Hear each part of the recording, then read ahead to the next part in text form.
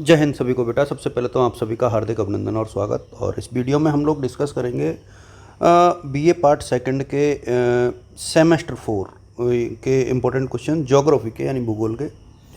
और एक चीज़ मैं आपको बता दूं कि जितने भी हम लोग इम्पोर्टेंट टॉपिक्स और सिलेबस डिस्कस कर रहे हैं उसमें मेन उद्देश्य है कि आप लोगों को एक आउटलाइन मिल जाए कि कहाँ से पढ़ना है और कैसे पढ़ना है।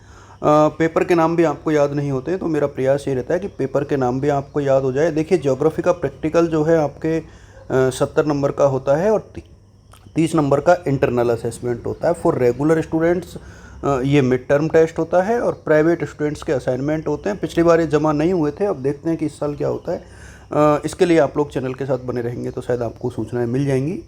आपके पेपर का नाम जो है ज्योग्राफी ऑफ राजस्थान है।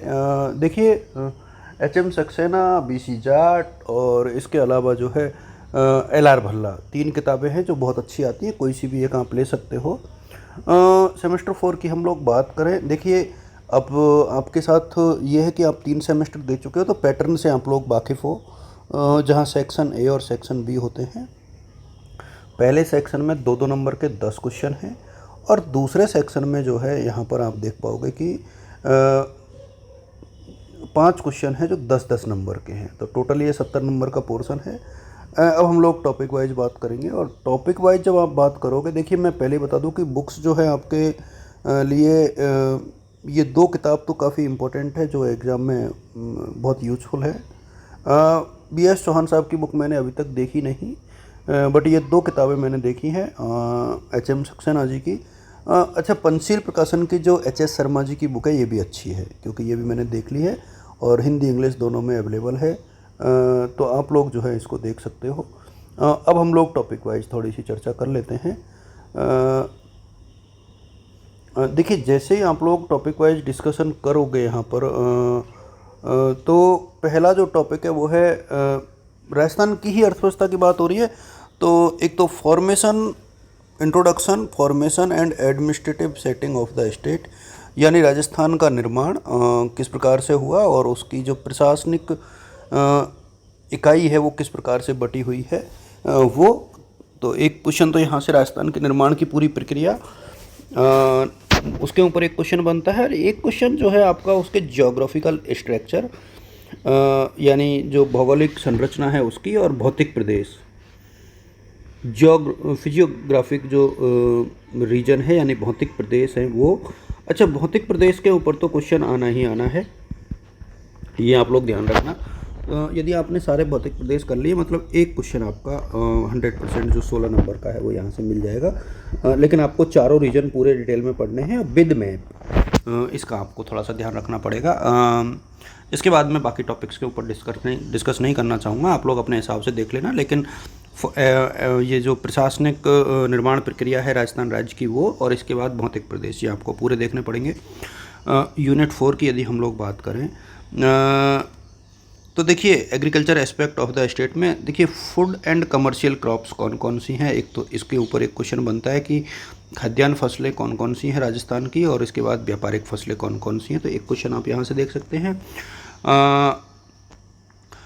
एक जो है मुझे लगता है कि बहुत अच्छा क्वेश्चन बनता है, desertification and desert development programme. ये बहुत अच्छा क्वेश्चन है एक प्रकार से देखा जाए तो, कि जो मरुस्थलीकरण है उसके विकास के कौन कौन से प्रोग्राम हैं जो राजस्थान सरकार चला रही है। तो ये क्वेश्चन बहुत इंपॉर्टेंट बनता है। तो एक क्वेश्चन, 2 क्वेश्चन, और तीसरा क्वेश्चन जो है live stock and dairy development का है, यानी पशुधन और दुग्ध उत्पादन से रिलेटेड है। तो ये 3 टॉपिक आपको बहुत अच्छे से मेरे सामने करने चाहिए।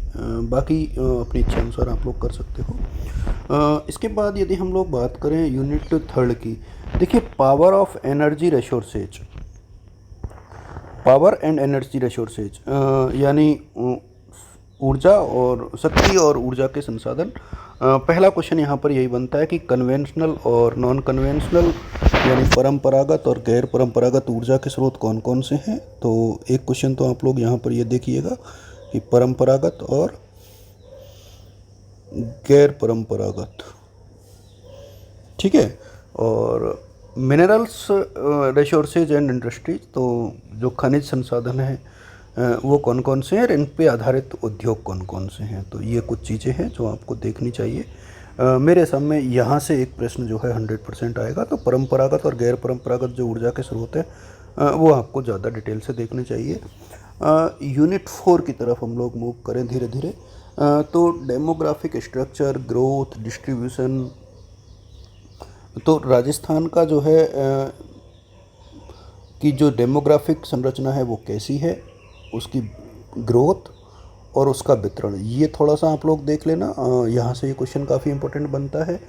अच्छा, इसके बाद ये जो क्वेश्चन है ना, यहाँ से आपको एक क्वेश्चन 100% आता है ट्राइब्स ऑफ राजस्थान से। आपको मीणा, भील, सहरिया और गरासिया, इनको बहुत अच्छे से रीड करना है। खासतौर पे मीणा और भील को ज़्यादा अच्छे से रीड कर लेना। और सहरिया इसलिए इम्पोर्टेंट है क्योंकि सहरिया जो है हड़प्पी में मिलते हैं, तो हो सकता है कि यहाँ से भी क्वेश्चन मिल जाए। तो ये जो दो टॉपिक हैं वो आपको बहुत अच्छे से देखने चाहिए। देखिए, जितने भी टॉपिक मैं आपके साथ साझा कर रहा हूँ उसमें आपको मैपिंग बहुत मायने रखती है, क्योंकि ज्योग्राफी है। और ज्योग्राफी में आप लोग देखिए, बिना मैप के यदि कुछ भी करोगे तो वो उतना यूज़फुल नहीं रहेगा। तो मैप आप लोग यूज़ लीजिए। ज्योग्राफिकल रीजन ऑफ राजस्थान, ये थोड़ा सा फिर देखिएगा आप लोग। फिजियोग्राफिक रीजन्स में ऑलरेडी आपके साथ साझा कर चुका हूँ। ज्योग्राफिकल रीजन्स में आपको डिटेल स्टडी पढ़नी है किसकी, मरुस्थली की, अरावली की, हाड़ौती और ईस्टर्न प्लेन की। तो एक तो ये पूरा ही आप लोग देख लेना कि detail study of the Marusthali, Aravali, Hadoti और ईस्टर्न प्लेन। तो ये पूरा आप लोगों को देखना पड़ेगा। चारों में से कोई एक आ जाएगा आपके एग्ज़ाम में। और एक क्वेश्चन जो है मुझे लगता है कि इन्वायरमेंटल प्रॉब्लम ऑफ राजस्थान, या उसके बाद conservation and management of forest, ये थोड़ा सा आप लोग, फॉरेस्ट और वाटर दोनों की बात यहाँ पर हो रही है। यानी जंगल और जल संग्रहण और उनका प्रबंधन किस प्रकार से किया जा सकता है, ये टॉपिक बहुत बड़ा है। देखिए, नेशनल पार्क्स और वाइल्ड लाइफ सेंचुरीज बहुत बड़ा टॉपिक है, और इसके लिए आपको पूरा मैप और सारी सेंचुरीज के नाम याद होने चाहिए विद लोकेशन, विद मैप। यदि आप लोग विद मैप और विद प्लेस यदि अच्छे से मेंशन करते हो तो ये जो पेपर है इसमें बहुत अच्छे नंबर लाए जा सकते हैं, क्योंकि ये बहुत मार्किंग वाला पेपर है, अच्छी मार्किंग इसमें होती है। हालांकि एक चीज़ और है इसमें कि इस पेपर से आपको आरएएस के पेपर में बहुत हेल्प मिलेगी, यदि आप लोग कभी भविष्य में इन फ्यूचर आरएएस देने की सोचते हो या सोच रखते हो, क्योंकि डेफिनेटली ये जो है एक की सब्जेक्ट है और वहाँ आपके लिए ये काम करेगी। तो आप सभी को मेरी तरफ से शुभकामनाएं रहेंगी। Wishing you all the best और good luck. Thanks to all of you बेटा। मैं चाहूँगा कि आप लोग जो है पूरा वीडियो देखें और उसके बाद की जो चीज़ें हैं वो आपके साथ समय समय पर साझा की जाती रहेंगी। Wishing you all the best, good luck, thank you.